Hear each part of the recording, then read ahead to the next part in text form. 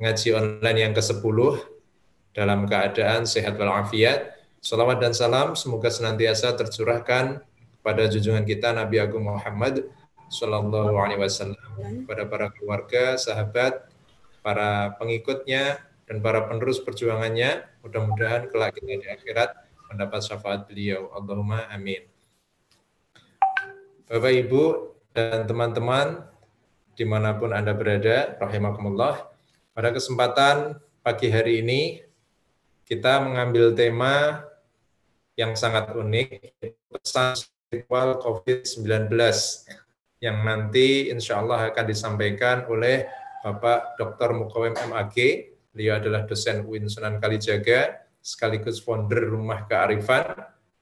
Nah, nanti seperti apa materinya, seperti apa penjelasannya, kita akan ikuti. Namun sebelum itu, saya akan sampaikan rangkaian acaranya terlebih dahulu. Yang pertama adalah pembukaan, kemudian yang kedua adalah tadarus, kemudian yang ketiga kajian inti, kemudian yang keempat diskusi atau tanya jawab, dan yang terakhir adalah penutup. Mari kita buka bersama-sama kajian kita pada kesempatan pagi hari ini dengan membaca suratul Fatihah. Ala hadin yang solihah, Al-Fatihah. A'udzu billahi minasy syaithanir rajim. Bismillahirrahmanirrahim. Alhamdulillahi rabbil alamin. Ar-Rahmanir Rahim. Maliki yaumiddin. Iyyaka na'budu wa iyyaka nasta'in. Ihdinas siratal mustaqim. Siratal ladzina an'amta 'alaihim ghairil maghdubi 'alaihim waladdallin. Amin. Alhamdulillah, surat Fatihah sudah kita baca. Mudah-mudahan acara kita pagi hari ini senantiasa dirahmati Allah, mendapat keberkahannya. Allahumma amin. Sugeng rawuh Pak Mukawem. Ya, matur nuwun sangat sudah meluangkan waktu untuk bersama dengan kita berbagi ilmu.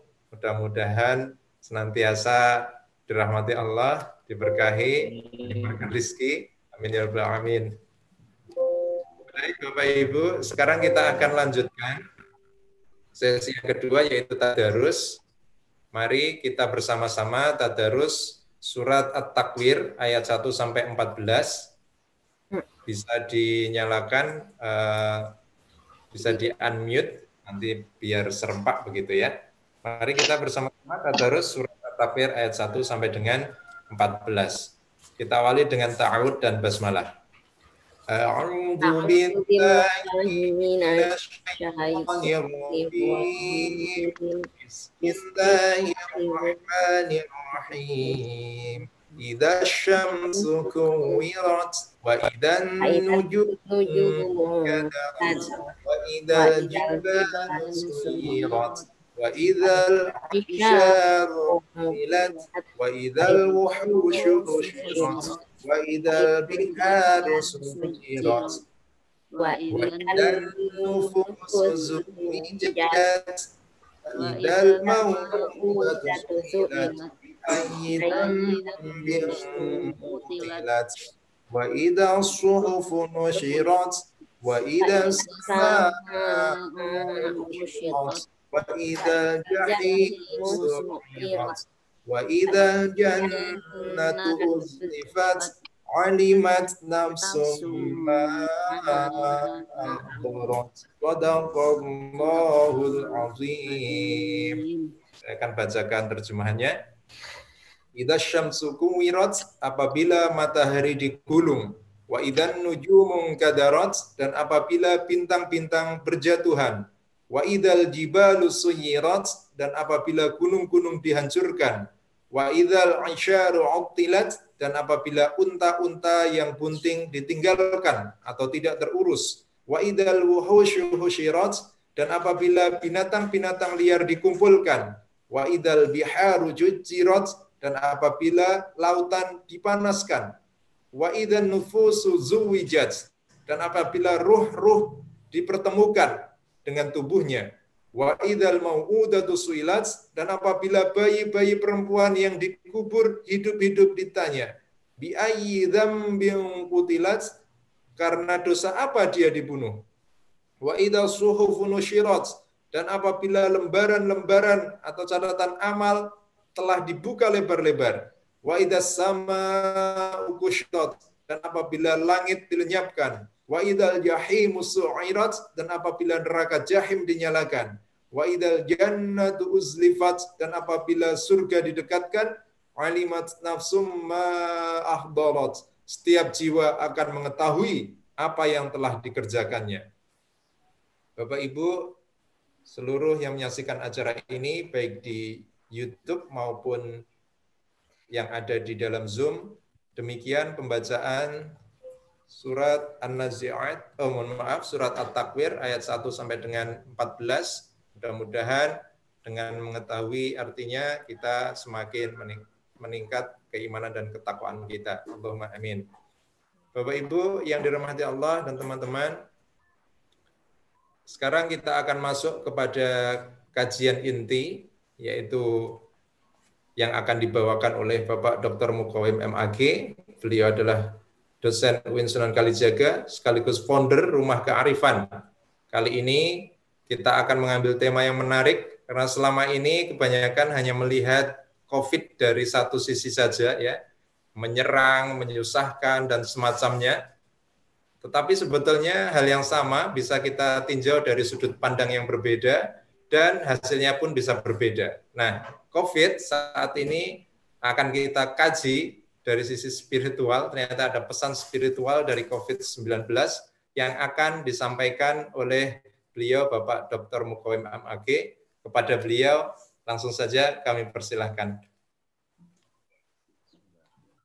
Baik. Terima kasih Mas Ahmad Syafi'i. Bapak Ibu sekalian yang dirahmati Allah. Assalamualaikum warahmatullahi wabarakatuh. Waalaikumsalam warahmatullahi wabarakatuh. Alhamdulillah nahmaduhu wa nasta'inu wa nastaghfiruh wa na'udzu billahi min syururi anfusina wa min sayyiati a'malina. May yahdihillahu fala mudhillalah wa may yudhlil fala hadiyalah. Asyhadu an la ilaha illallah wahdahu la syarikalah wa asyhadu anna Muhammadan 'abduhu wa rasuluh. Allahumma shalli wa sallim ala nabiyyina Muhammad wa ala alihi wa sahbihi ajmain. Rabbi shrah li sadri wa yassir li amri wa hlul 'uqdatam min lisani yafqahu qawli. A'udzu billahi minasyaitonir rajim. Bismillahirrahmanirrahim. Ma asaba min musibatin fil ardh wala fi anfusikum illa fi kitabim min qabli an nabraha. Inna dzalika 'ala Allahi yasir. Likai la ta'saw 'ala ma fatakum wa la tafrahu bima atakum wallahu la yuhibbu kulla mukhtalin fakhur. Shadaqallahul azim. Yang saya hormati, saya banggakan, saya sayangi semuanya, nih teman-teman yang sudah bergabung dalam pengajian online STPI Bina Insan Mulia. Ada Mas Syafi'i, ada Bu Zubaidah, ada Bu Umi, Pak Arif, Mas Arif ya, Bu Sri Kartini, kemudian siapa ini? Bu namanya STPI Bina ya, Bu Sri, Pak Senati, dan seterusnya. Yang tidak bisa saya sebutkan satu persatu. Alhamdulillah pada kesempatan yang berbahagia ini kita bisa bertemu secara online, secara virtual. Tentu ini bagian dari berkah COVID-19 ya. Karena apa yang kita lakukan saat ini, apa yang terjadi saat ini itu bagian dari desain Allah Subhanahu wa taala yang kita tidak bisa melihatnya hanya dengan kasat mata, hanya dengan logika manusia saja. Yang kita bisa lakukan adalah selalu bersyukur kepada Allah karena kita masih diberi kesempatan untuk selalu melakukan aktivitas sesuai dengan peran kita masing-masing, dan itu nikmat yang luar biasa. Jadi kalau kita mau menghitungnya, kita tidak akan mungkin bisa menghitungnya. Wa ita'adzana rabbukum la in syakartum la azidannakum wa la in kafartum inna adzabi lasyadid. Jadi bersyukur kepada Allah itu akan memberikan kita itu banyak sekali keuntungan. Kita akan mendapatkan kemanfaatan. Kata bersyukur dalam ayat dalam surat Ibrahim ini menunjukkan bahwa kita memang harus melakukan yang terbaik, yang positif, karena itu akan mendatangkan kebaikan. Dalam bahasa Allah tadi, la'azidannakum, maka Allah pasti akan menambah nikmat kepadamu. Jadi menambah nikmat itu artinya kita sudah melakukan hal yang positif, dan itu saya menyebutnya bersyukur itu adalah pertama positive thinking, yang kedua adalah kita melakukan yang terbaik atau kita memberi. Jadi udah rumus kalau kita itu banyak melakukan hal yang positif, kemudian banyak memberi, maka itulah investasi. Jadi kalau kita akan mendapatkan sebanyak-banyaknya, maka rumusnya adalah berilah sebanyak-banyaknya. Dan bersyukur adalah bagian dari cara kita untuk mendapatkan sebanyak-banyaknya, karena itu adalah investasi.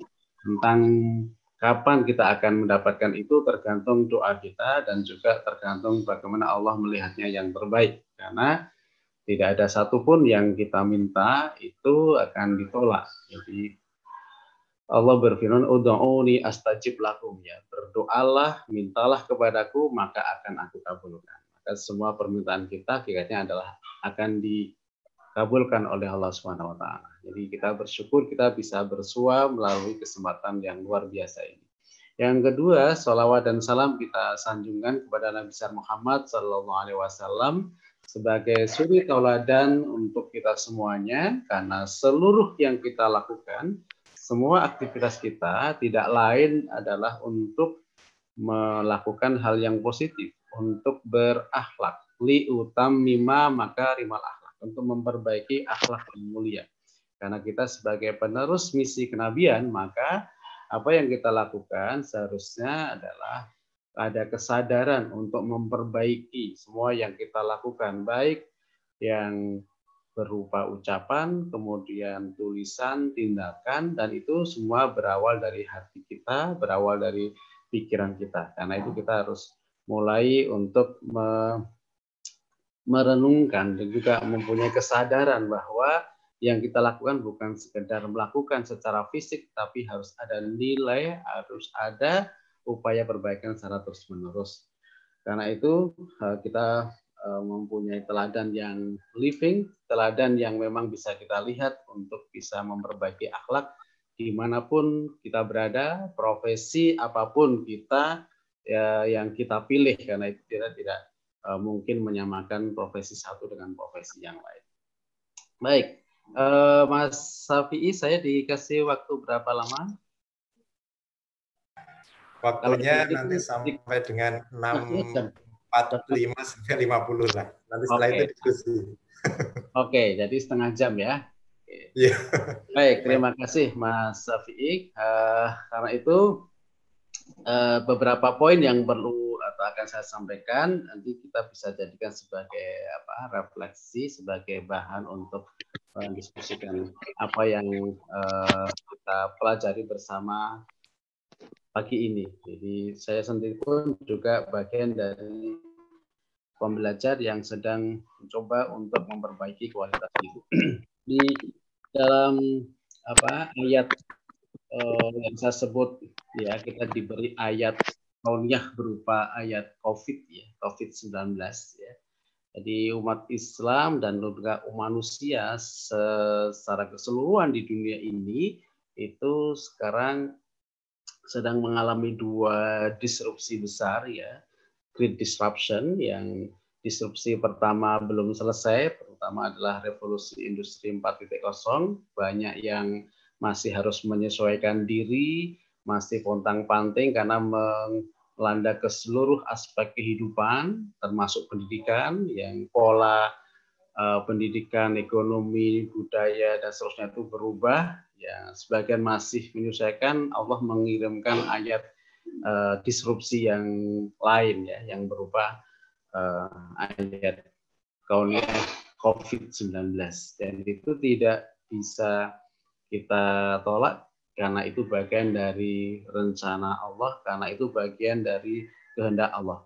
Tidak ada satupun sesuatu yang terjadi di dunia ini tanpa izin dari Allah. Karena itu semua yang terjadi dalam diri kita, kemudian termasuk seluruh alam ini, itu karena Allah mengizinkan terjadi.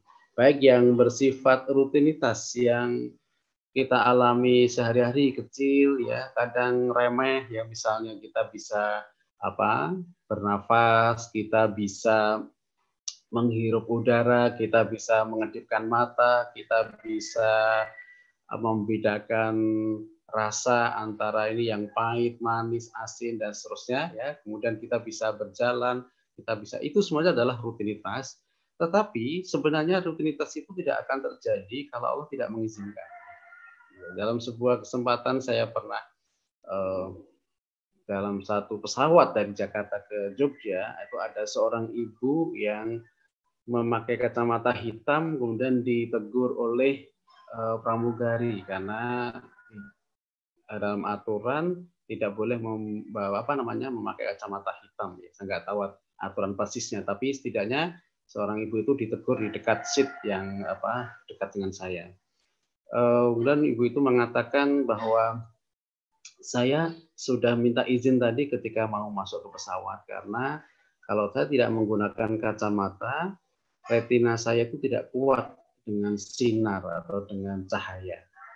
Dan setelah dimaklumi, kemudian dia cerita kenapa dia pakai kacamata itu. Ternyata dia mendapatkan bahasanya ujian atau cobaan dari Allah itu ketika dia seorang guru ya, yang menyelesaikan pekerjaan di rumah, pada waktu sampai larut malam dia tertidur di depan laptop.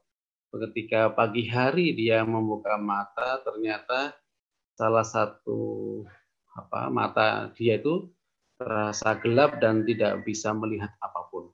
Nah, itulah kemudian sampai prosesnya dia berobat. Di Indonesia tidak ada yang bisa mengobati, termasuk di rumah sakit Yap di Jogja tidak bisa. Akhirnya dia hampir setahun itu wirawiri ke Malaysia atau ke Kuala Lumpur.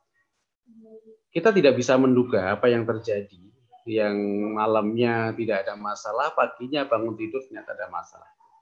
Nah, tapi itulah yang terjadi ketika Allah sudah menghendaki, maka tidak ada yang bisa. Baik termasuk COVID-19 ya.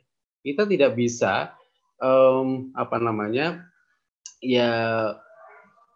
kita tidak bisa mengatakan ini itu ya, karena itu bagian dari Allah, apalagi dengan ini pasti teori konspirasi macam-macam itu kiriman. Saya kira salah satu sikap yang kita lakukan secara positif adalah melihat apa yang bisa kita lakukan ke depan. Mengapa Allah mengirimkan ini? Karena Allah tidak mengirimkan, tidak mengizinkan, kun fayakun tidak terjadi. Saat ini juga itu akan dihapus, akan dihilangkan dari seluruh muka bumi ini. Tapi kenapa itu terjadi? Ya, jadi karena Allah sudah mengizinkan. Disinilah kita melihat bahwa semua peristiwa yang kita alami, yang kita lihat itu bukan secara material saja, bukan pada lahirnya saja, tetapi dari apa yang bisa kita lihat secara inherentnya yang dibalik dari sebuah peristiwa. Jadi kata spiritualitas itu sebenarnya kalau mau dikontraskan itu dengan hal yang bersifat dunia, material, profan, kemudian yang formalis atau yang bisa kita lihat secara kasat mata saja. Tetapi kalau kita hanya melihat dari aspek itu, kita akan banyak mengalami hal yang mungkin shock ya, mengguncang kita, kemudian kita tidak siap dan seterusnya itu. Apalagi kalau kita lihat data hari ini itu yang ada 5,66 juta ya orang, itu hanya satu negara di Amerika Serikat. Yang meninggal sudah 176.000 itu di Amerika Serikat. Di dunia itu ada 23 juta yang sekarang untuk yang COVID-19. Yang meninggal 799.000. Di Indonesia ada 151.000 ya. Untuk yang terkena positif itu dengan yang meninggal di Amerika itu lebih tinggi yang meninggal di Amerika. Di Amerika itu ada 176.000 yang meninggal, di Indonesia yang positif 151.000. Ya, dan ini Jogja 1.163. Tidak ada satupun yang bisa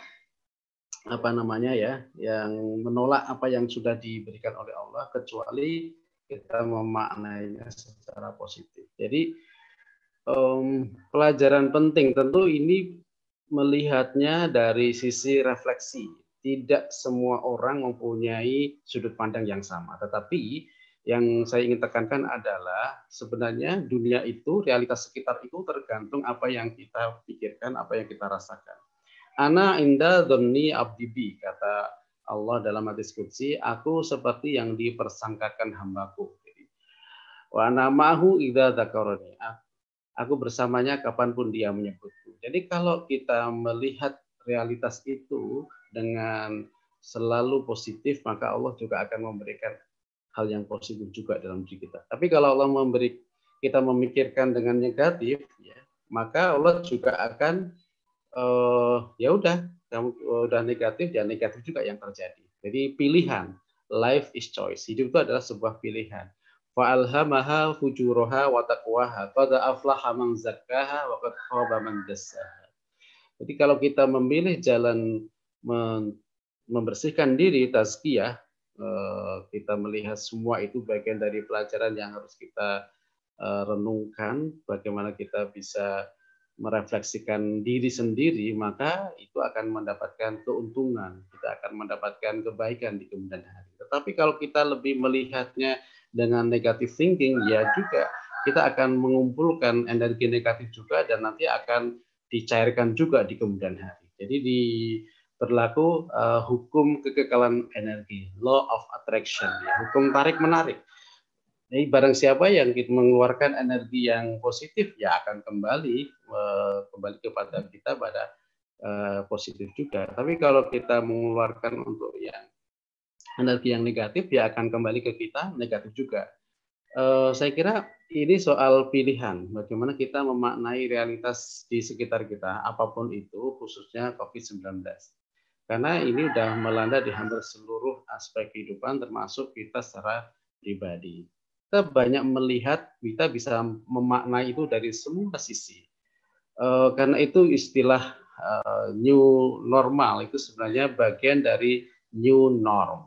New norm adalah sebuah kebiasaan baru, sebuah shifting paradigm, ya, mengubah paradigma. Jadi bukan sekedar mengikuti pola lama. Kalau kita ya sedikit ke akademik menggunakan tinjauan filsafat ilmu, maka ilmu yang kita gunakan, ilmu lama itu sudah tidak relevan lagi. It doesn't work. Maka kita harus bisa menggunakan sudut pandang ilmuwan baru sehingga bisa melihat ini secara positif.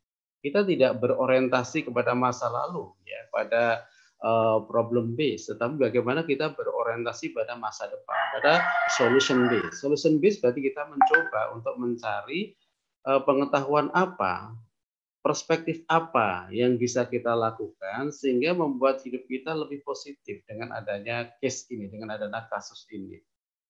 Saya kira kalau di dalam teman-teman di perguruan tinggi udah biasa berbicara bagaimana ilmu itu berkembang. Ilmu itu berkembang karena kita merenungkan sumber-sumber pengetahuan. Ya, ada sumber yang berupa teks, ya. Teks itu ya Al-Qur'an dan Sunnah kalau bagi umat Islam, maka itu kita sebut sebagai ayat qauliyah. Ayat qauliyah sudah kita pegang udah lama, ya. Kita sudah meyakini itu, tapi tidak cukup, ya. Tadi yang kita baca bersama waktu tadarus di awal itu dalam surat At-Takwir itu adalah ayat qauliyah. Ayat qauliyah, tetapi kandungannya adalah ayat qauliyah semuanya. Tadi dari terjemahan Mas Ahmad Syafi'i itu kelihatan sekali bahwa semua isi dari yang kita baca tadi adalah ayat qauliyah. Jadi bukan sekedar kita bertadarus membaca kata asyams tentang matahari, tetapi apakah kita sumber pengetahuan yang lain selain teks adalah realitas alam? Apakah kita sudah membaca, melihat, merenungkan tentang matahari itu seperti apa, tentang gunung itu seperti apa, tentang angin, lautan, dan seterusnya seperti apa. Ini adalah sumber pengetahuan. Kenapa pengetahuan itu selalu baru, selalu berkembang? Karena tantangan, realitas, kemudian itu permasalahan itu selalu berubah, selalu baru. Kita tidak mungkin menggunakan ilmu lama untuk melihat problem baru. Ya, termasuk pendidikan. Pendidikan itu mestinya harus berubah, harus berkembang secara dinamis. Kenapa? Karena realitas manusia sebagai subjek utama pendidikan itu selalu berubah. Teori pendidikan mestinya berubah. Kita nggak mungkin menggunakan teori lama untuk bisa mentreatment orang-orang yang kita hadapi saat ini. Nah, apapun itu adalah pengetahuan itu karena dikonstruksi oleh manusia bagi umat Islam itu diperkuat dengan adanya ayat kauliyah. Karena itu kenapa peradaban Islam selama 5 abad itu bisa menjadi kiblat peradaban, because of the gravity of the Quran. Karena ada gravitasi Al-Quran. Al-Quran direnungkan isinya, kemudian dikaji, menjadikan inspirasi, sehingga muncul namanya konteks of discovery, ya, konteks untuk penemuan-penemuan hal yang baru, bukan konteks of justification, bukan sekedar justifikasi. Nah, kelebihan kita umat Islam itu udah punya dua ayat dari Allah, ayat kauliyah dan ayat kauniyah. Bagaimana itu bisa menjadikan kita sebagai yang terdepan? Ya, kalau ayat kauliyah itu kita berangkat dari keyakinan bahwa itu memang benar dari Allah, ayat kauniyah berangkat dari keraguan. Mengapa kok seperti ini? Maka riset terjadi. Mengapa kemudian temuan-temuan terjadi? Karena kita harus bisa melihat ini kok bisa apel jatuh ke bawah, kenapa kok terjadi hujan dalam beberapa hari di Jogja. Itu bicaranya ayat kauniyah. Tidak bisa kita hanya ini di Quran sudah ada, tidak cukup. Nah, disinilah sebenarnya ilmu pengetahuan itu harus selalu diupdate, dan siapa yang mengubah, yang mengupdate itu ya kita sendiri. Inilah sebenarnya ayat kauniyah yang berupa apapun termasuk COVID-19 itu adalah kesempatan bagi kita untuk mengupdate seluruh ilmu pengetahuan yang ada, yang saat ini itu sudah tidak relevan lagi untuk menjawab persoalan sebelum COVID-19 itu ada. Sehingga itu yang disebut dengan new norm. New norm berarti sebuah kebiasaan baru, sebuah habit baru. Habit baru yang bisa membuat pilihan-pilihan yang terbaik. Karena itu kita dianjurkan untuk membuat ikhtiar. Ikhtiar itu kalau agar katanya bisa dengan khair, ya, ikhtiar kebaikan, kita membuat pilihan-pilihan yang membawa pada kebaikan. Nah, dalam konteks kita masing-masing tentu pilihan itu akan sangat kontekstual. Bagi pendidik, bagi guru di dunia pendidikan, pilihan apa yang bisa kita lakukan sehingga kita secara pribadi menjadi lebih baik, kita lembaganya menjadi lebih baik. Apa yang bisa kita lakukan dengan adanya wabah ini? Membuat kita harus berpikir ulang, membuat kita harus merenungkan bahwa cara lama itu sudah tidak relevan lagi. Kita harus menggunakan cara-cara baru, paradigma baru kita lakukan. Itulah dengan mulai mengubah dari fixed mindset menjadi growth mindset. Nah, tanpa itu kita akan menggunakan membaca ini dengan cara lama dan kita akan kesulitan.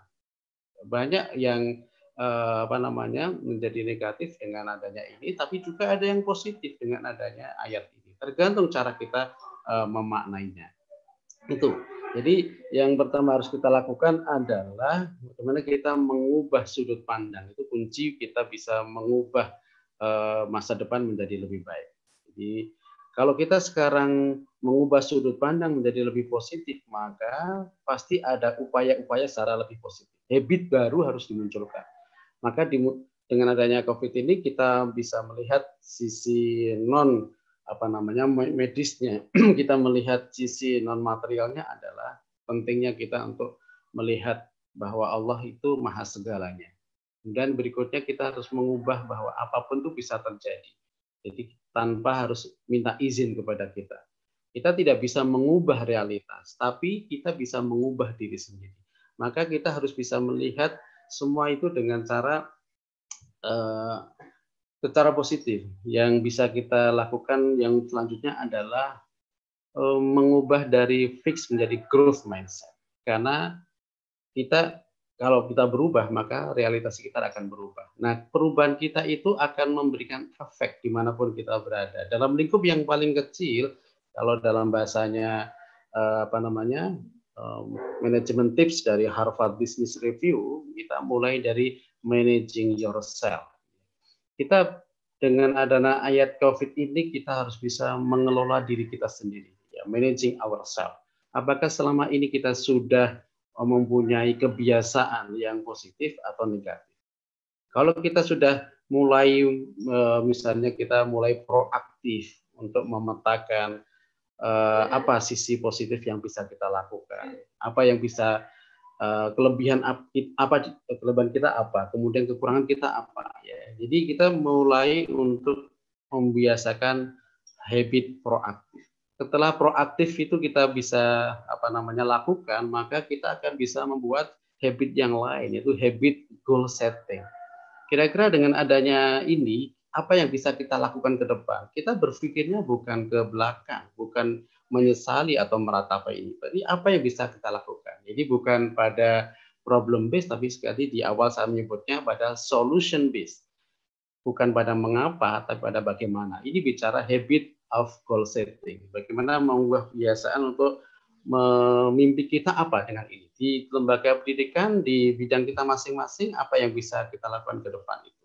Karena itu akan menentukan habit yang berikutnya, yaitu habit prioritize, ya, habit untuk memberikan prioritas. Kalau kita sudah punya goal setting, maka prioritasnya akan lebih jelas. Tapi kalau tidak punya tujuan ke depan, dan hanya orang yang punya tujuan ke depan yang bisa mempunyai prioritas. Kalau nggak punya tujuan, maka tidak akan punya prioritas. Apa yang penting dan tidak penting, apa yang mendesak dan tidak mendesak, itu karena kita punya prioritas. Nah, prioritas itu tergantung pada kondisi kita masing-masing, secara personal ataupun secara institusional.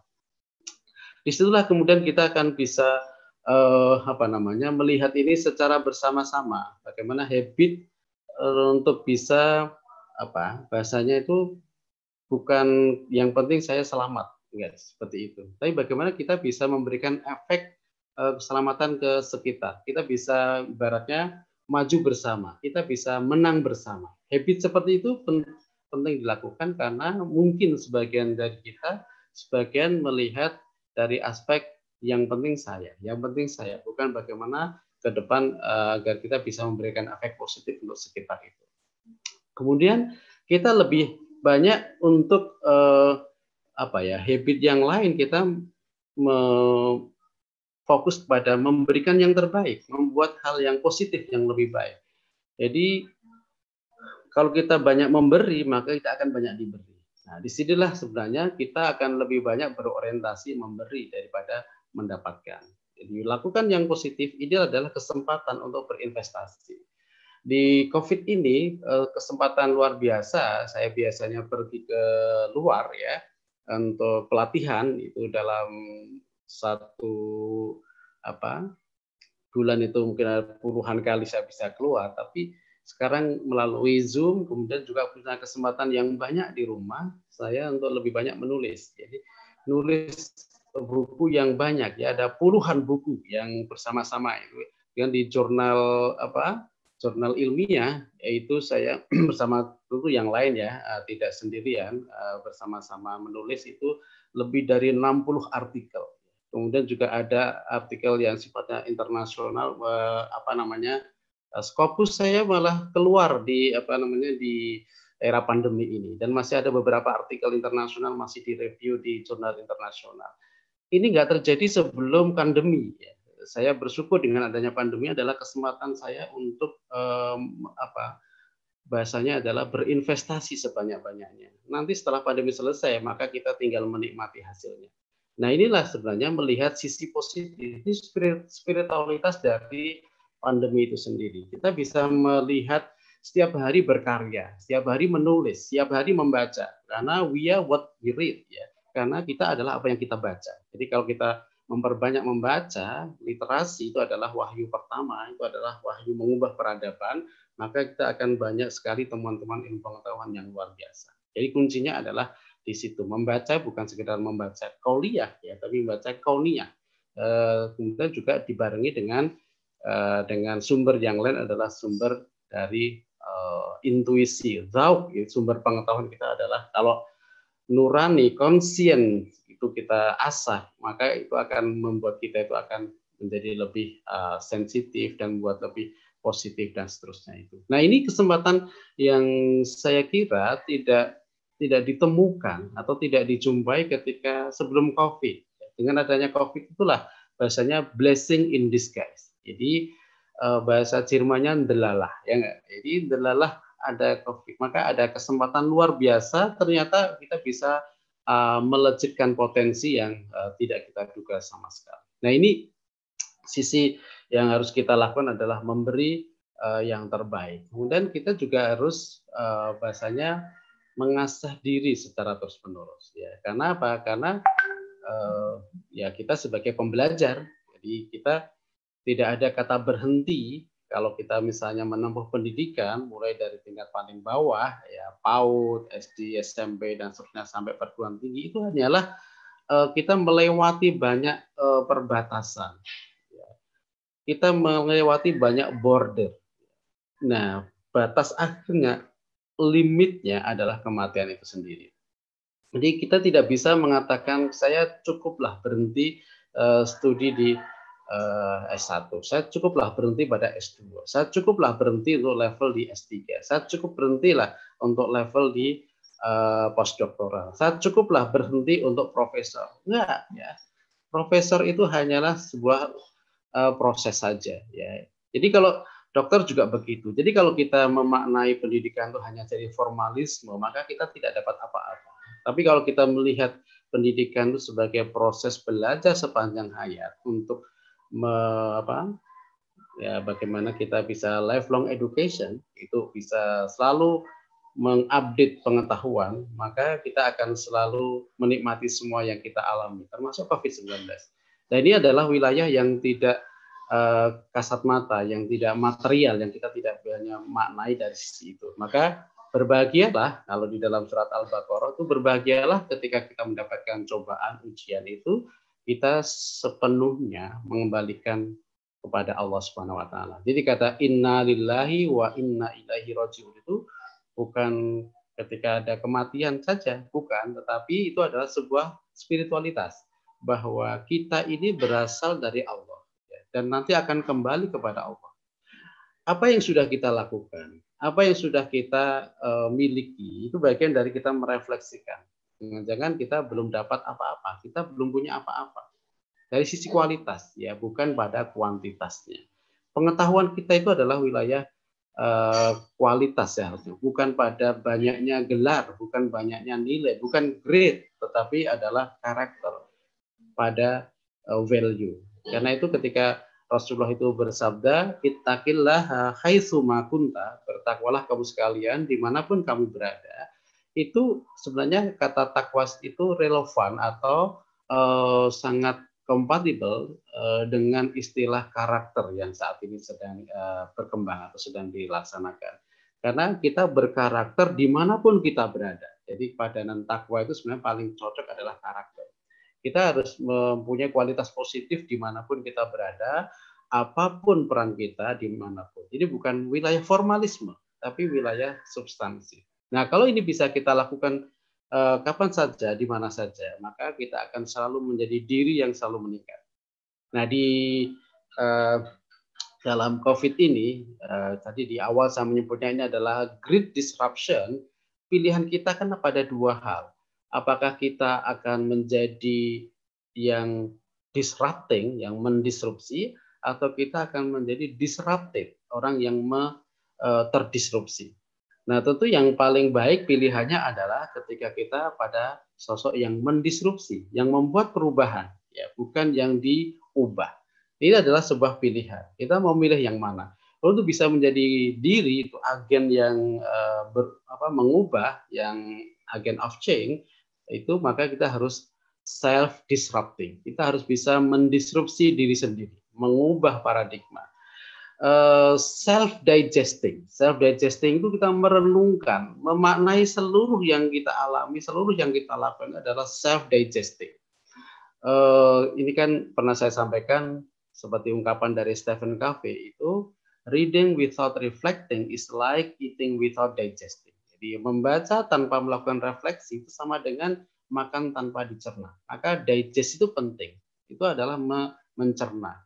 Self digesting adalah kita mencerna, kita mencoba memaknai, melakukan self reflecting. Apa yang sudah kita alami, yang kita lakukan setiap hari. Untuk apa? Untuk ke depan, ya.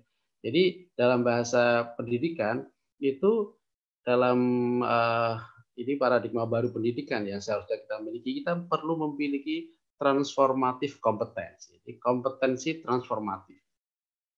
Kompetensi transformatif itu di antara cirinya itu adalah creating new values. Ya, kita harus bisa menciptakan nilai baru. Nilai baru tentu positif. Ya.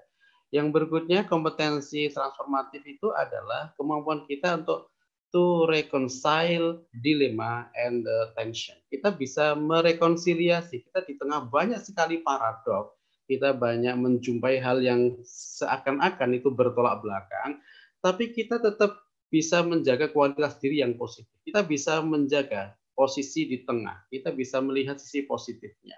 Dan kita untuk kompetensi yang ketiga transformatif kompeten itu adalah being responsible. Ya, kita menjadi diri yang bertanggung jawab.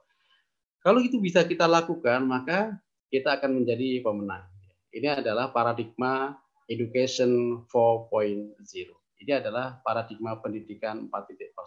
Jadi untuk itu kita harus banyak melakukan, pertama adalah reflection, kita banyak melakukan refleksi. Yang kedua kita melakukan anticipation, kita melakukan berpikirnya adalah ada model pendidikan antisipatoris, jadi pendidikan berpikir ke depan. Jadi Ali bin Abi Thalib pernah mengingatkan kita untuk coba kita untuk memberikan pengetahuan, pengalaman kepada anak-anak kita, peserta didik kita itu untuk yang ke depan, bukan yang belakang. Bukan apa yang sudah kita miliki diberikan kepada mereka, belum tentu cocok untuk mereka. Tetapi yang bisa kita lakukan adalah mencoba untuk mengasah mereka menjadi pembelajar yang baik, kemudian dia mempunyai karakter yang baik, dan dia bisa diberikan bekal yang sifatnya adalah nilai, sehingga dimanapun nanti dia akan berada menghadapi zaman yang berbeda, mereka akan bisa mengantisipasi. Ini forecast dia. Yang terakhir adalah dengan melakukan action. Jadi reflection, anticipation, and action. Ini adalah langkah dalam pendidikan education 4.0. Kalau ini bisa kita lakukan, maka COVID-19 ini adalah sebuah berkah. Itu spiritualitasnya. Jadi bukan sebagai sisi yang selalu kita ratapi dengan negatif. Ya. Karena Allah sudah mengendaki begitu, mau di mana lagi? Kita mau tiap hari protes kepada Allah juga nggak bisa. Kita ini makhluknya ya. Jadi kalau Allah sudah mengendaki, semua bisa terjadi. Kun fayakun terjadi. Maka mengubah sudut pandang itu lebih penting daripada kita melihat ini sebagai sebuah permasalahan terus yang malah membuat kita tidak akan melangkah. Nah, dalam konteks dimanapun kita berada, pendidikan, kemudian ekonomi dan seterusnya, dibutuhkan langkah-langkah yang tadi ke depan. New norm itu adalah paradigma baru, pengetahuan baru, karena pengetahuan lama sudah tidak relevan lagi. Maka harus menemukan yang baru. Maka dengan adanya ini, insya Allah akan banyak temuan. Saya lihat di jurnal internasional setiap sampai saat ini itu sudah ratusan ribu artikel tentang COVID. Ini berkah yang tidak ada sebelumnya. Ya, mungkin nanti akan jutaan artikel. Kita mungkin 10 artikel aja belum membaca, jadi udah ada jutaan artikel. Ini jadi adalah COVID yang sebelumnya nggak ada. Maka ini yang harus kita lihat secara positif, dan dimanapun berada ya, saya dengan teman-teman juga menulis buku khusus tentang COVID itu penulisnya udah puluhan bahkan ratusan tentang COVID saja ya dalam bidang pendidikan. Ini sebenarnya sisi yang bisa membuat kita kreatif, thinking out of the box ya, membuat kita keluar dari kotak rutinitas, karena kita tidak berada di fixed mindset tapi di growth mindset. Saya kira itu Mas Safi'i ya, beberapa hal renungan yang bisa kita diskusikan atau kita dialogkan. Monggo masih ada waktu 20 menit ya. Saya kembalikan pada yang punya hajat. Kalau saya kan yang buang hajat ya. Baik. Assalamualaikum warahmatullahi wabarakatuh. Waalaikumsalam warahmatullahi wabarakatuh. Ya, hajatnya saya terima ya Pak. Baik, Bapak Ibu, teman-teman semuanya, demikian pemaparan terkait dengan tema kita pada kesempatan pagi hari ini dari Bapak Dr. Mukawim Age. Bagi Bapak Ibu yang hendak bertanya, bisa angkat tangan, kemudian nanti bisa unmute, lalu menyampaikan pertanyaannya. Monggo. Oh, banyak sekali nih, laris manis ini Pak. Kita mulai dari Pak Adi dulu ya. Nah, kita mulai dari Pak Adi dulu. Monggo di unmute. Mana?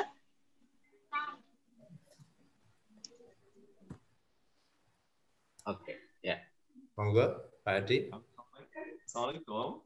Waalaikumsalam, ya. Warahmatullahi wabarakatuh. Assalamualaikum Pak Dr. Mukawim. Ya, selamat pagi Mas Adi. Saya mohon maaf ini agak social distancing sama Bu Umi ini. Oh, ya semoga sehat terus ya. Lagi menjalani isolasi mandiri 14 Oh hari. gitu ya. Oke. Ya, kemarin dari Sambas. Pak Mukawim dan teman-teman semua. Ya. Menarik sekali yang disampaikan Dr. Mukawim tadi. Kemudian saya coba menelaah, berpikir hidup itu pilihan ya. Tadi Pak Mukawim juga menyampaikan life is choice. Ya. Cuman kadang kita juga merasakan hidup tidak memberi pilihan pada kita. Oke. Dalam kondisi COVID seperti sekarang ini, kita sebagai seorang akademisi juga pasti dituntut untuk berpikir secara kritis, analitis gitu ya, terkait banyaknya fenomena baru yang hadir bersama pandemi COVID-19 ini. Nah, bagaimana kita sebagai seorang Muslim dan seorang akademisi mendudukkan dan mencoba menyelaraskan pikiran kita pada dua fenomena yang kadang-kadang seolah-olah bertolak belakang. Pertama, sebagai seorang Muslim di mana-mana itu selalu dituntut untuk husnudzon, gitu ya, selalu begitu. Kita selalu menempatkan posisi itu. Tetapi pada sisi lain, berita-berita yang sangat cepat beredar pada kondisi, pada situasi dan era digital seperti sekarang ini tidak bisa kita nafikan begitu saja. Jadi ada informasi tadi Pak Dr. Mukawim menyampaikan teori konspirasi dan seterusnya lah bahwa COVID ini begini begitu.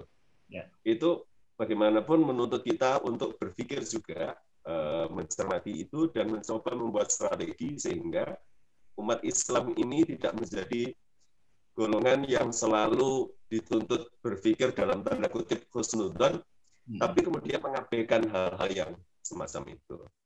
Nah, bagaimana kita menyelaraskan pola pikir, menyeimbangkan pola pikir antara kritis, mensikapi situasi, sehingga kita tidak menjadi sesuatu posisi yang selalu dikenai, posisi yang selalu, istilah Pak Mukawim tadi, terdisruption, tapi juga kita mengambil peran aktif di situ.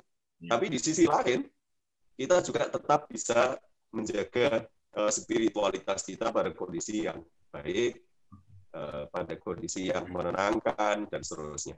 Nah, itu Pak Mukawim. Ya. Di samping 3 strategi yang tadi disampaikan Pak Mukawim, barangkali ada sesuatu yang mungkin pengalaman pribadi Pak Mukawim dan seterusnya bisa disampaikan bagaimana kita bisa menyelaraskan dua kondisi yang seolah-olah berjauhan untuk kita pikirkan. Itu mungkin yang bisa saya sampaikan. Assalamualaikum warahmatullahi wabarakatuh. Waalaikumsalam warahmatullahi wabarakatuh. Langsung apa dikantongi dulu? Kita lanjut ke pertanyaan berikutnya atau berikut kira-kira? Karena waktunya terbatas, langsung aja yang lain. Biar nanti mungkin ada yang mirip. Oh ya, silakan berikutnya siapa yang hendak ini bisa di Bu Busam ya, busam dulu ya Bu Nuni ya. Monggo di unmute. Ustadzah itu nggak boleh tanya. Oh, Ustaz. Silakan Busam di unmute dulu. Masih belum kedengaran Busam. Ya, sampun. Assalamualaikum warahmatullahi wabarakatuh. Waalaikumsalam warahmatullahi wabarakatuh. Alhamdulillahirrahmanirrahim. Pagi ini kita bisa dipertemukan Pak Mukawim, sudah lama sekali. Alhamdulillah sehat, semoga tambah sehat. Alhamdulillah. Amin. Yang distancing itu nggak usah kenceng-kenceng, diem ya. Ya, pertanyaan saya gini Pak Mukawim. Ya. Mungkin ada kiat-kiat yang jitu gitu untuk mengubah baik mindset maupun perilaku pada saat ini. Karena orang pada umumnya, maaf, ini saya mungkin bukan orang ekonomi, bukan orang agamis banget, tapi saya nyoroti dari segi spiritualitas dan ekonomi. Banyak orang yang adanya kebiasaan umpamanya, ya masyarakat kita itu kan biasa konsumtif gitu, nggak biasa kreatif untuk melakukan sesuatu.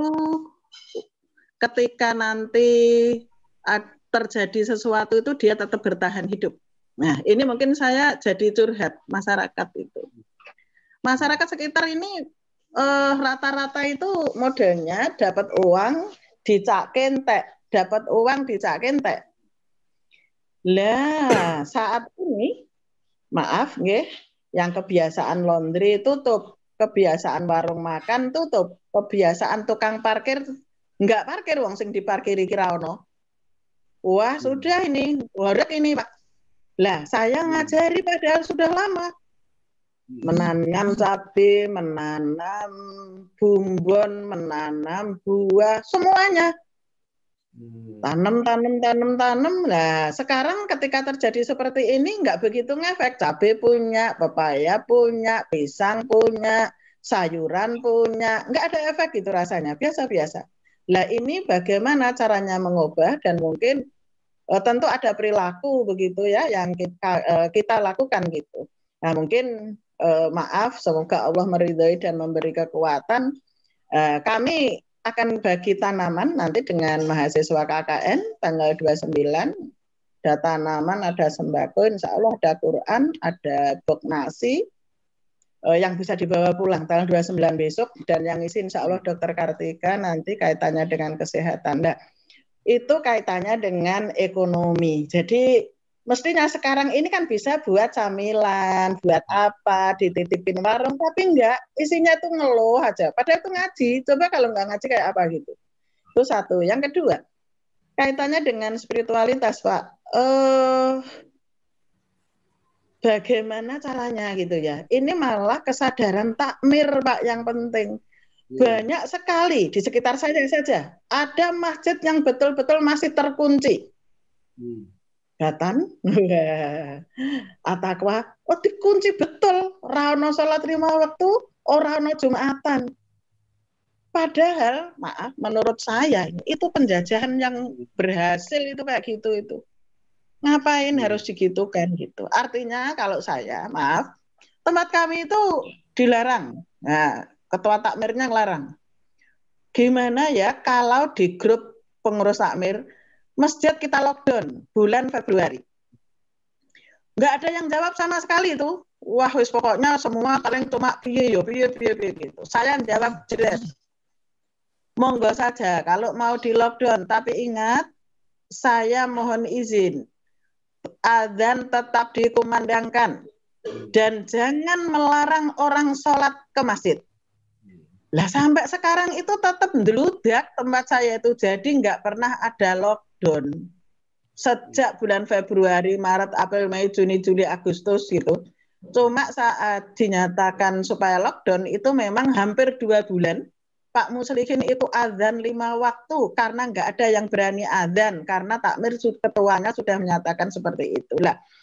Hal-hal yang maaf nggih, ini untuk semuanya saya pikir bagaimana caranya supaya takmir itu paling tidak harus ketua, itu ada keberanian untuk melakukan aktivitas yang tetap istiqomah gitu loh.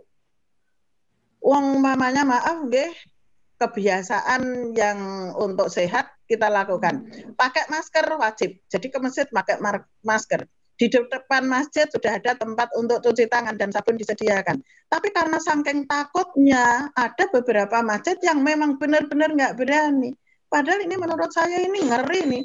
Maaf kemarin saya juga ketemu ketika rapat, ya semoga nanti kita semua bisa sengkuyung. Ada Pak Anton Permana kemarin itu saya rapat di SDII itu. Ada Pak Syekh Habib Musin Al-Atas gitu ya, dari Jakarta datang. Dan insya Allah nanti di Jogja juga ada satu gerakan yang insya Allah nanti saya boleh kabari nanti. Insya Allah tanggal 28 nanti pelaksanaannya habis Jumat jam 1. Nah, kami mohon Pak Mukawim ini yang di perguruan artinya bagaimana di dunia akademika berusaha bahwa tindakan spiritualitas saya dukung Pak Adi tadi tetap gitu loh. Wong ora ono Covid ki yo mati yo biasa wae gitu loh. Tapi tetap protokol kesehatan diindahkan. Kalau mati mungkin saya dengan Pak Muslihin sudah mati yang dulu-dulu karena tetap ke masjid gitu loh. Tapi nyatanya juga bertahan hidup itu. Mungkin itu saja. Matur suwun. Assalamualaikum warahmatullahi wabarakatuh. Waalaikumsalam warahmatullahi wabarakatuh. Tampaknya langsung saja ini ya. Nanti Bu Nuni tampaknya di cancel dulu ya. Sabar dulu. Mungkin disimpan untuk minggu depan. Pak Mukawim langsung Muhammad J. Baik. Terima kasih ini.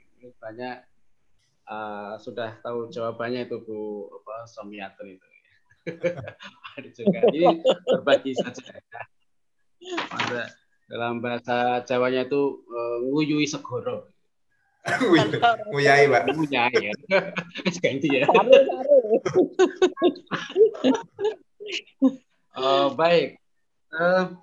Ya, kalau bagaimana kita bisa yang Mas Adi tadi ya, hidup itu adalah pilihan. Kemudian bagaimana kita bisa mengubah realitas sekitar di tengah ya problem yang memang tidak ringan ya. Kita tiap hari mendapatkan bacaan baik secara langsung lihat ataupun bacaan yang tertulis ya, itu yang kadang kalau kita renungkan itu bisa membuat kita ya tidak bisa apa-apa ya. Dunia itu indah kalau hati kita itu indah ya. Kalau kita itu sumpah ya, ada orang tersenyum saja itu dikira ngece Kak. Tersenyum loh. Kenapa? Karena hati kita tuh udah sumpek ya, nggak ada ventilasi ya. Apalagi kalau ada orang marah-marah tambah lagi gitu deh. Itu hal yang positif aja bisa negatif. Ya. Maka kenapakah self disrupting itu penting? Hujjatul Islam Imam Al-Ghazali itu untuk membiasakan husnudzon itu dia membuat analog, ada hal yang tidak kita inginkan itu ternyata terjadi, maka cobalah membuat alasan-alasan, misalnya 100 alasan, itu buat 99 alasan yang positif dulu. Melihatnya positif. Baru yang ke-100 itu adalah alasan yang negatif. Kalau itu misalnya dibolehkan. Misalnya janjian dengan Mas Syafi'i kok enggak sesuai dengan yang diharapkan, maka kita coba buat alasan 99 itu positif. Oh, mungkin Mas Syafi'i lagi banyak bocor. Oh, keluarganya lagi ada masalah. Oh, mungkin lagi sakit. Oh, mungkin lagi bangunnya kesiangan. Dan seterusnya itu. Coba dibuat alasan yang positif itu 99. Baru yang ke-100 boleh mengatakan Mas Syafi'i kurang ajar. Nah, itulah beratnya untuk husnudzon itu begitu. Ya enggak? Itu kata Hujjatul Islam Imam Al-Ghazali yang kalau kita baca dalam Ihya Ulumuddin itu kenapa ada 4 jilid, yang jilid ketiga itu adalah Rub'ul Muhlikat, hal-hal yang bisa mengubah jiwa kita tuh hancur bahkan tidak jauh dari Allah.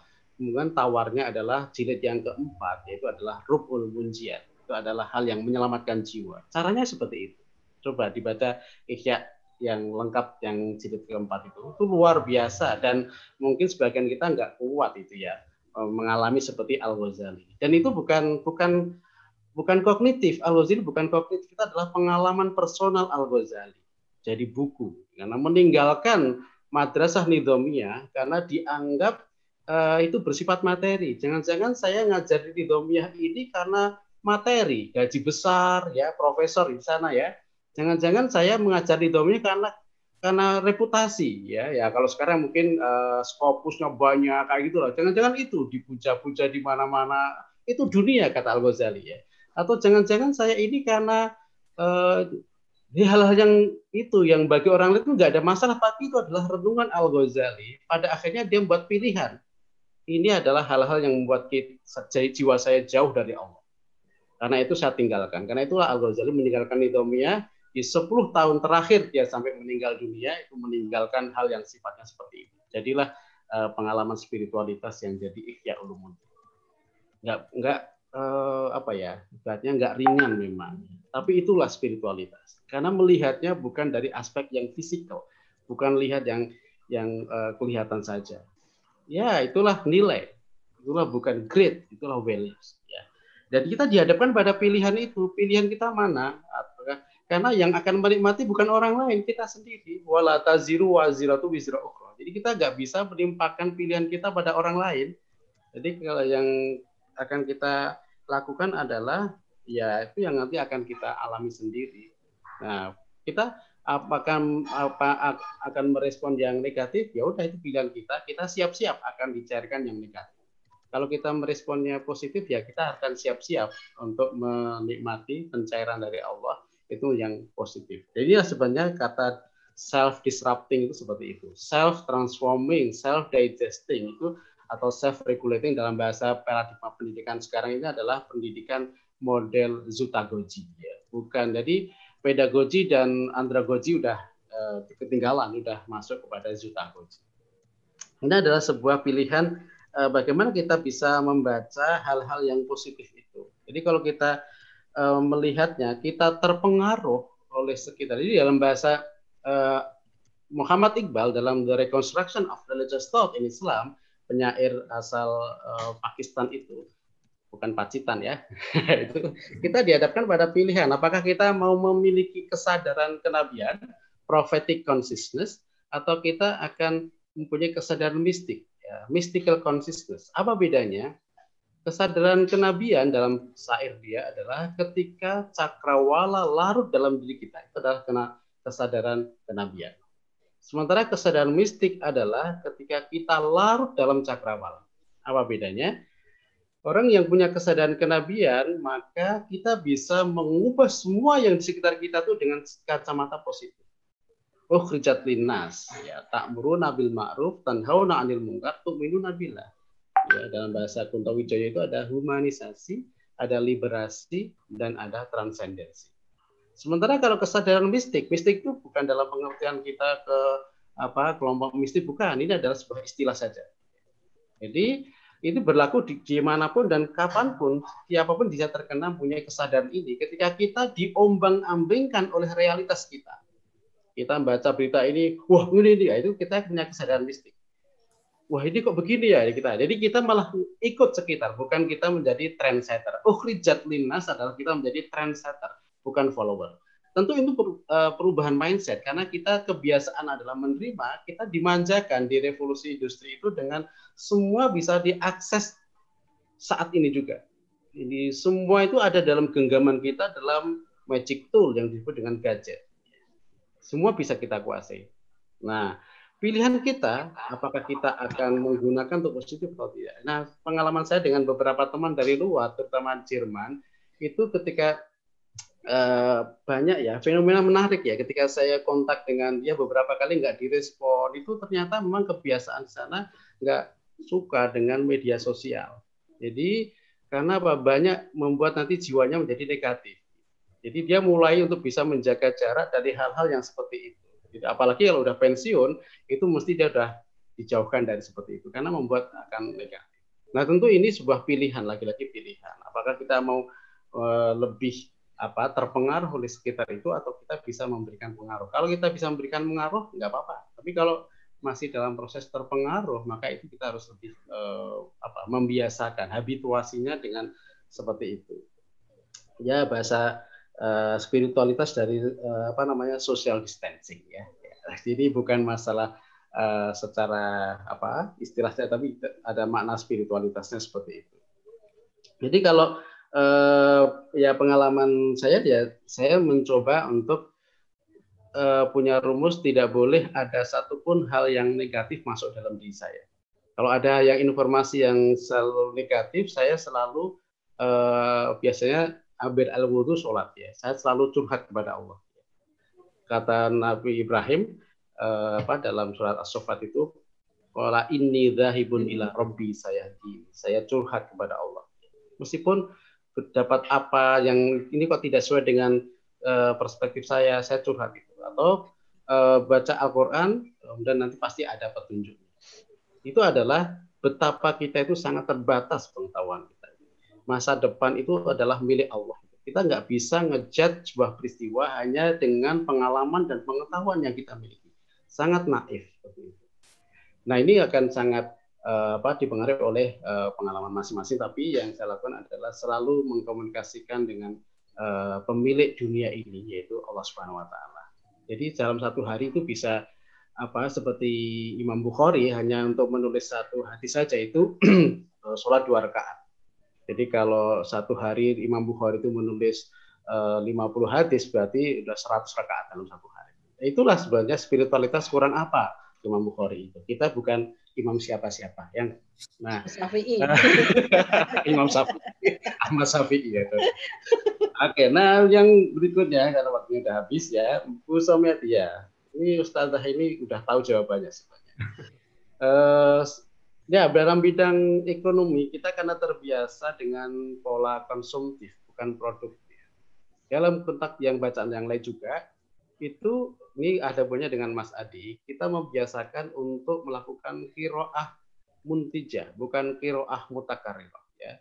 Bukan pembacaan yang konsumtif, yang hanya mengulang-ulang saja, tapi pembacaan yang produktif. Nah, dalam bidang ekonomi ya seperti itu. Kita tidak bisa menggunakan pola lama untuk menghadapi problem baru. Nah, kebiasaan yang dilakukan oleh Bu Somiatun itu adalah sebuah investasi. Itu adalah memberi. Barang siapa yang memberi, wa man qudira alaihi rizquhu falyunfiq mimma atahu Allah. Orang yang akan memberi maka akan diberi. Diberi itu ya ketika dimudahkan semua urusan. Ya, macam-macam cara Allah itu memberikan kemudahan itu. Kok selalu ada jalan. Selalu ada jalan keluar. Itulah sebenarnya bagian dari kemudahan. Nah, itu karena hasil dari pembacaan secara produktif. Dalam bidang ekonomi seperti itu juga. Kebiasaan kita untuk berpikir berperilaku produktif akan menghasilkan sesuatu yang positif di kemudian hari. Jadi yang dilakukan oleh Bu Somiatun itu adalah best practice bagaimana kita bisa mengubah dari konsumtif kepada yang produktif. Menurut saya itu udah bagus dan memang harus mengubah kebiasaan ya. Dari saya mendampingi pesantren itu dari yang terbiasa mengolah dengan kimia, dengan organik itu perlu waktu yang lama sekali. Jadi itu memang terbiasa dengan budaya instan. Ya. Karena itu pendidikan mestinya mencetak insan kamil itu menjadi instan kamil. Jadi semuanya serba instan. Ya. Nah di dalam menghadapi jadi ya di perilaku tentang beribadah di masjid ya. New norm tadi dipegangi, pola baru, perspektif baru dipegangi. Jadi kalau ke masjid atau beribadah itu kita sudah menggunakan pengetahuan baru ya dengan protokol kesehatan yang tadi sudah disebutkan Bu Somiatun, sudah ditempuh ya, Islam akan bisa menjaga. Dan itu kan nggak ada sebelumnya, cuci tangan, kemudian pakai masker. Itu kalau sudah dilakukan ya insya Allah itu akan bisa melindungi diri kita dan sekitar. Nah itu adalah bagian dari new norm. Kalau itu dilakukan, nggak ada, ya tentu yang paling sebelum ke sana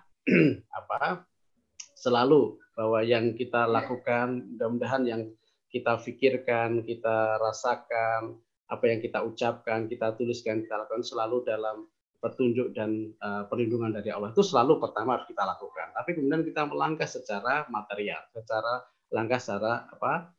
kognitif untuk ukuran rasionalitas manusia. Maka dengan menggunakan emas itu adalah dari hasil pemikiran manusia. Nah, itu kita lakukan, maka insya Allah akan ada dalam perlindungan.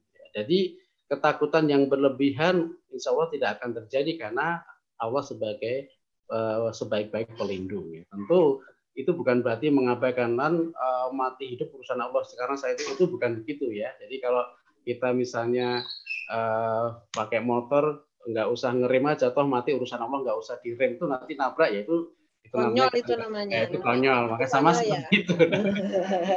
Nah, ini saya kira kebiasaan baru diperlukan karena apa, menghadapi tantangan atau disrupsi baru yang tidak bisa menggunakan cara lama.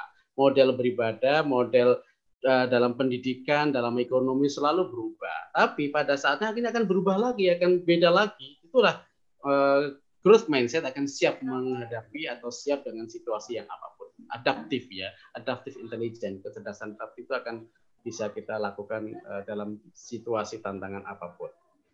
Saya kira itu ya. Jadi tadi kan best practice tadi, kalau ya yang terakhir adalah mengubah orang lain itu kita nggak bisa. Ya, jadi yang disampaikan Bu Somya tadi itu kan orang lain ya. Kita bisa berubah, tapi orang ternyata belum berubah. Ya itulah realitasnya. Jadi mental creation kita kalau secara pribadi berubah dan kita punya mimpi, punya tujuan secara sendiri, maka physical creation-nya langkahnya akan mudah diimplementasikan. Tetapi kalau mental creation itu melibatkan orang lain, takmir itu kan orang lain, kemudian apalagi anggotanya banyak, itu kita nggak bisa mengubah mereka satu persatu. Karena kita nggak bisa mengubah orang lain, tapi kita bisa mengubah diri sendiri. Nah, kalau kita bisa membuktikan itu bahwa kita bisa menjadi solusi problem solver, dan kita akan menjadi diikuti, dan insya Allah nanti akan secara bertahap akan mengikuti. Karena apa? Itulah proses mengubah orang lain dengan kita mengubah diri sendiri. Jangan sampai kita malah ikut-ikutan orang lain. Sekarang sudah nggak cukup Pak masjidnya Pak. Nah makanya itu, jadi kalau dalam teori Pareto itu 20% orang berubah, maka konsisten dengan perubahan itu, maka 80% akan berubah. Asal konsisten dengan perubahan yang positif. Oke, saya kira itu ya Bapak Ibu semuanya, teman-teman semuanya. Mudah-mudahan dengan adanya peristiwa ini, Allah mengirimkan ayat ini menjadi pelajaran, karena tidak ada satu pun yang terjadi tanpa izin Allah. Experience is the best teacher. Pengalaman adalah guru terbaik yang menjadikan sebagai pelajaran. Mudah-mudahan kita bisa menjadikan COVID ini sebagai pelajaran positif untuk kita secara personal dan institusional di tempat kerja kita masing-masing, sehingga menjadi kita lebih baik, positif. Demikian, kurang lebih maaf. Assalamualaikum warahmatullahi wabarakatuh. Waalaikumsalam warahmatullahi wabarakatuh. Matur suwun. Terima kasih kepada Bapak Dr. Mukoim yang sudah memberikan banyak hal terkait dengan tema kita pada kesempatan pagi hari ini. Beberapa pertanyaan juga sudah ditanggapi dan jawabannya juga sangat mencerahkan. Oleh karena itu, sekali lagi kami ucapkan terima kasih. Mudah-mudahan apa yang sudah disampaikan beliau pada kesempatan pagi hari ini senantiasa memberi manfaat terhadap diri kita, memberikan perubahan yang besar terhadap diri kita, sehingga bisa meningkatkan spiritualitas kita meskipun kita berada di tengah-tengah pandemi. Bapak Ibu dan semua pemirsa yang menyaksikan acara ini, kita sudah sampai di penghujung acara, yaitu penutup. Terima kasih atas karena sudah bergabung pada acara pada kesempatan pagi hari ini. Mari kita akhiri dengan bersama-sama baca doa kafaratul majelis dan hamdalah. Subhanakallahumma wa bihamdika asyhadu an la ilaha illa anta astaghfiruka wa atubu ilaik. Alhamdulillahirabbil alamin. Dari saya cukup sekian. Mohon maaf apabila ada salah-salah kata. Sekali lagi matur nuwun sangat dumateng Bapak Dr. Mugawem yang sudah memberikan banyak hal pagi hari ini dan sudah meluangkan waktu. Mudah-mudahan Allah membalas dengan lebih baik. Dan Amin. juga seluruh teman-teman yang bergabung, sekali lagi terima kasih. Dari saya cukup sekian. Mohon maaf apabila ada salah-salah. Assalamualaikum warahmatullahi wabarakatuh. Waalaikumsalam warahmatullahi wabarakatuh. Oke, saya live dulu ya. Terima kasih semuanya. Assalamualaikum. Waalaikumsalam. Hai. Mau ke Klaten ini nemani mahasiswa perawatan jenazah. Oh iya. Hah? Pak Adi sehat ya, orang lentruk wae. Amin. Pakmu sudah ke Wonosari Gunung Kidul.